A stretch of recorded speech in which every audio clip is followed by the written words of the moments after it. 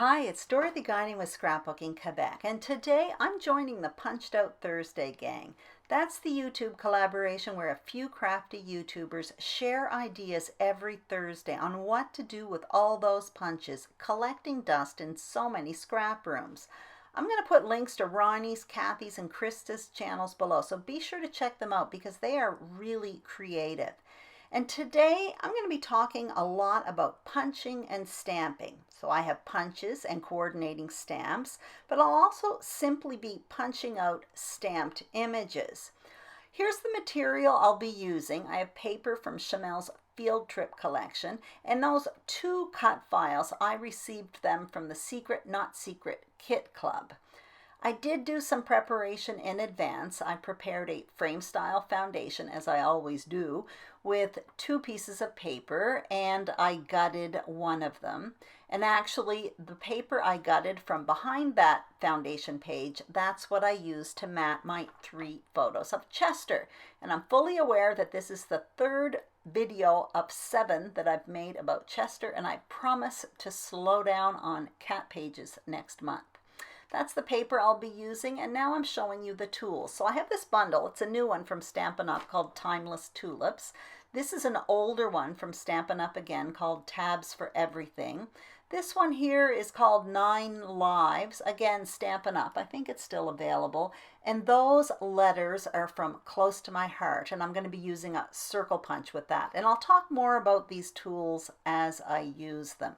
So I'm going to continue with my foundation page now. So what I'm going to do is create a border, a layered border. It's going to be a shelf to place my photos. So these are all different widths and different lengths, and I will put the measurements on the screen.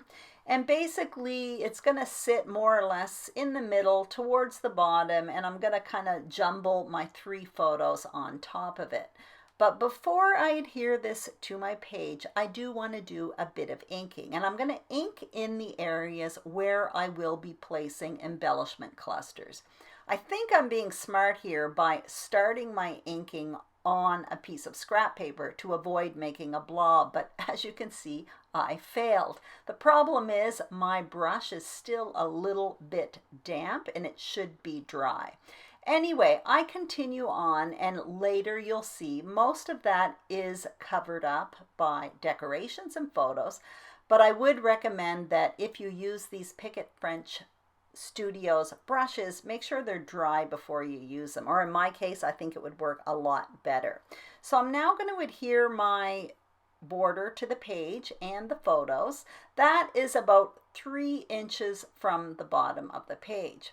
As you can see, Chester has decided to come and see what I'm doing here, and I really do appreciate having Chester around. He does not at all complain when I want to exploit him on YouTube, so he's my latest favorite subject in the house.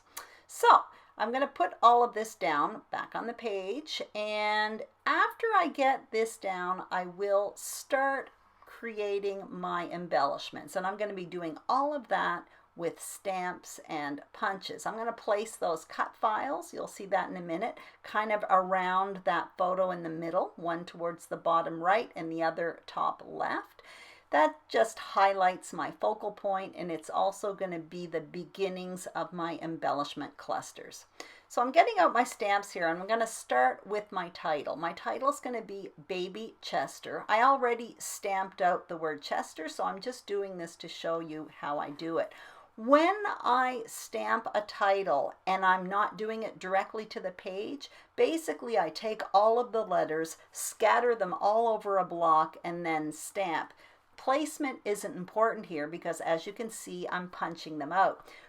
I really like using my letter stamps this way. As a matter of fact, I would never stamp directly to my page. It just takes too much time. I need a stamp positioner, but by using my punches, it's easy, easy, easy. So I really like doing that. Now I'm getting out these tulip stamps, and these are absolutely gorgeous. This is the first time I'm using it. It's part of the Stampin' Up new spring collection, and I'm also going to do the leaves. Both of those are on the punch. And as you can see, I was kind of looking at the punch because when you stamp images that have a coordinating punch, sometimes there is a correct direction. So that's what I was checking out there. So now I'm punching out these images. I already did some in advance, but I'm just showing you how easy it is. And now what I'm going to do is stamp out a cat, and I'm going to use the punch with that. Once I have all of this down, I'm going to basically play with placement. I stopped my video and basically cleaned off my table. And as you can see, I have a pile of stamped, punched out images. And I more or less just played a bit with placement because I do want to stamp a few stems directly to my page. So that as well is part of that Timeless Tulip stamp set. I just put that other white paper down there to mask the frame because I didn't want to stamp on that. And now what I'm going to do is place my decorations around the page. So I'm just going to fool around here a bit. And once I get all of that down to my liking, then I will just speed up the camera and adhere everything to the page. I do create another decoration towards the end of this video, and you'll see that later on. That's with the tabs, and that one actually is my favorite decoration on the whole page. So now I'm speeding everything up and I'm going to adhere everything to the page. But I just want to mention that if someone said to me about maybe 6 years ago, "Hey Dorothy, do you want to do some stamping?" I probably would have ran in the opposite direction as fast as I could. I really wasn't attracted to stamping because I found it messy and too imprecise, and I was always afraid I would muck up my page. But it was when I discovered there were stamps that coordinated with punches that I became attracted to it. I now have hundreds of punches. I have hundreds of punches, but I also have hundreds of stamps, and I have no problem stamping. But I got into stamping when I discovered stamps came with coordinating punches. So that's why I'm doing this here today. You can really make wonderful, beautiful decorations, and the possibilities are endless because you just add whatever color ink you want. Now I'm getting back to this other one, the Tabs for Everything, and I really do love this collection. It comes with all kinds of different interactive pieces or different pieces you can kind of build. So as you can see, I stamped out a little crown there, and now I'm doing a little circle around him. Very easy because it's see-through. I'm going to punch out this tab, and then I'm going to come in with a little word, and the word's going to be adorable, and I'm going to stamp that out in red at the bottom. And you'll see I'm just going to place it at the top of the page, and that really finishes off my page. But it really is my favorite little decoration. I absolutely love that kit. The stamps no longer exist, but I will put them in the information box below in case you have them or in case you want to search them out. I highly recommend them. And that punch is still available at Stampin' Up.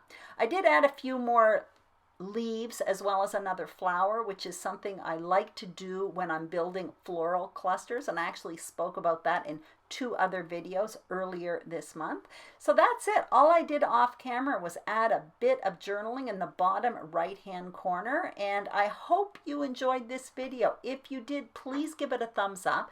Don't forget to subscribe to Scrapbooking Quebec if you haven't already.